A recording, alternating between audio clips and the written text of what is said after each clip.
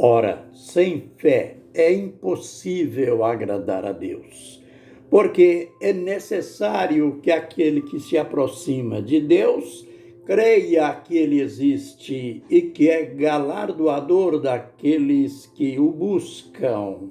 Aos Hebreus, capítulo 11, verso 6, Ministério Pão Vivo. Vem comigo em meu canal no YouTube e vamos para mais lições dentro da palavra profética. Nós vamos continuar falando em Daniel capítulo 7 e verso 25, falando sobre as primeiras ou as principais investidas da besta, do anticristo contra Deus, contra os santos do Altíssimo. Nós já passamos pelos pontos: proferirá palavras contra o Altíssimo, magoará os santos do Altíssimo, cuidará em mudar os tempos e a lei. E estamos estacionados no terceiro, aliás, no quarto e último ponto. Os santos lhe serão entregues na mão por um tempo, 2 tempos e metade de um tempo. Nós vamos saber por que este período de tribulação. Por que esse tempo pré-marcado com em torno de 600 anos de antecedência. E também iremos ver que esta palavra, esse tempo, ele é repetido várias vezes. E também recordando que a grande tribulação não começa nos primeiros dias do reinado do anticristo. Muitos laboram em erro, achando que assim que o anticristo comece a reinar, já começa a grande tribulação. Não, isso não é verdade. O reino do anticristo, que durará 7 anos, conforme a profecia das 70 semanas, mais propriamente Daniel 9, 26, 27, veja que ali o profeta, aliás, o anjo Gabriel, que vem passando para o profeta os detalhes da semana. E ele vai falar no verso 27 sobre a última semana. Ele vem falando no verso 26. No verso 26, ele fala do príncipe que há de vir, isto é, ele diz que o príncipe que há de vir, aliás, o povo do príncipe que há de vir, destruirá a cidade e o santuário. E, logo em seguida, ele fala que no meio da semana, isto é, no meio dos 7 anos, que quer dizer 3 anos e meio, ele, o anticristo, que fez uma aliança com muitos por uma semana, 7 anos. Então, no meio da semana, ele faz cessar o sacrifício e a oferta de manjares. Esta liturgia que era seguida, que é praticada pelos judeus, uma liturgia milenar. E então o primeiro ato em que o anticristo vamos usar aquela linguagem popular, vai mostrar as suas unhas, é esse ataque ao culto judaico. Então, é aí que começa a grande tribulação. Eu sei que pode vir uma pergunta agora: por que 3 anos e meio?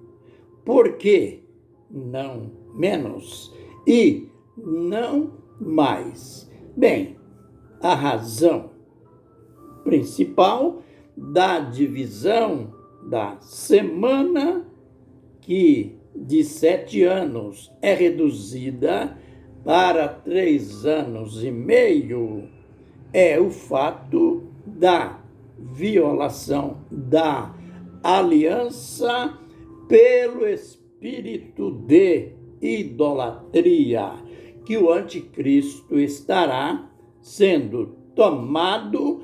Então, ele começa a intervir na adoração, ele começa a intervir na vida dos santos. Mas precisamos descobrir o porquê desse tempo. Lembre, nós temos no capítulo 8 de Daniel, nós temos ali aquele episódio que já aconteceu. Até muitos intérpretes se perdem, falando que tudo o que se refere ao anticristo já se cumpriu no chifre pequeno do Império Grego. Isso porque ali aconteceram fatos semelhantes a estes prognósticos para o anticristo. Você lendo Daniel 8, a partir do verso 9, você vai notar que ali surge também um chifre pequeno. Não podemos confundir esses 2 chifres pequenos. Aliás, já aprendemos que chifre quer dizer rei. E o chifre pequeno do capítulo 8, que é uma figura de um rei grego, ele surge entre os 4 chifres, ele surge de um dos 4 reis em que o Império Grego será dividido. Esse rei, ele cresce assustadoramente. É aquele político que vai de vitória em vitória, de conquista em conquista. A profecia diz que eles, quando o Império Grego foi dividido, que eles, os 4 chifres, 4 reis, cresceram para o norte, para o sul e para a terra gloriosa. Aí vem o perigo. Essa terra gloriosa foi a terra de Israel, foi o crescimento rumo à invasão de Jerusalém. Sabem por quê? Aquele rei grego invadiu Jerusalém?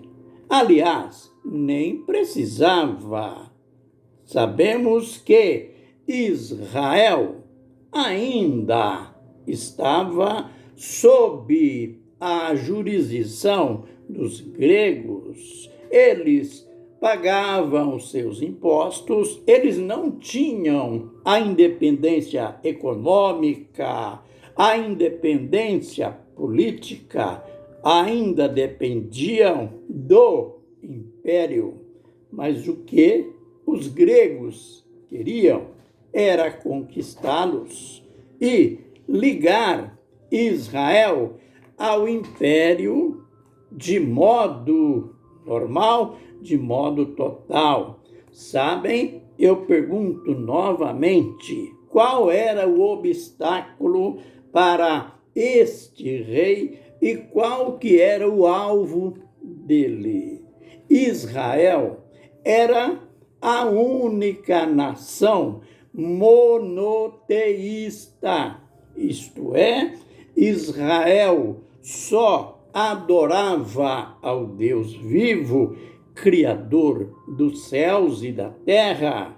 O chifre pequeno da Grécia, o rei e o povo adoravam o ídolo, o Deus dele era o Zeus. Aliás, um dos deuses do altar idolátrico deles. Então, esse imperador, esse rei, eles não podiam admitir, aceitar que só aquela nação, Israel, era uma pequena nação, Jerusalém, uma linda capital, mas tinha o obstáculo. Eles não adoravam ídolos, não adoravam imagens de escultura.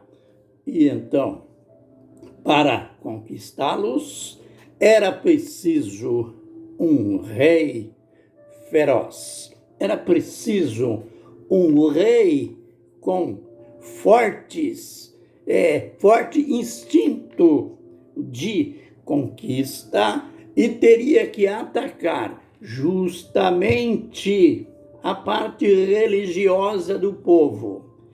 Concluindo este vídeo, a gente fala desse outro chifre pequeno, porque este é o tipo do anticristo. Embora 600 anos antes já teve alguém que teve os traços característicos do anticristo de Apocalipse 13. Por isso, a gente vai ver o ataque frontal, radical contra os santos. Ele que começa proferindo palavras contra o Altíssimo, magoando os santos, alterando os costumes e a lei, e tendo um tempo limitado de governo. Isso já tem um modelo de alguém que governou nesse sentido, nesse lema de acabar com toda e qualquer religião. Israel era uma que não se envolvesse com o Deus deles, com a idolatria. Ele queria implantar o politeísmo. E ali estava um povo que era monoteísta, só adorava um só Deus. A gente vai, nos próximos vídeos, detalhar mais ainda o porquê desse ataque aos santos do Altíssimo.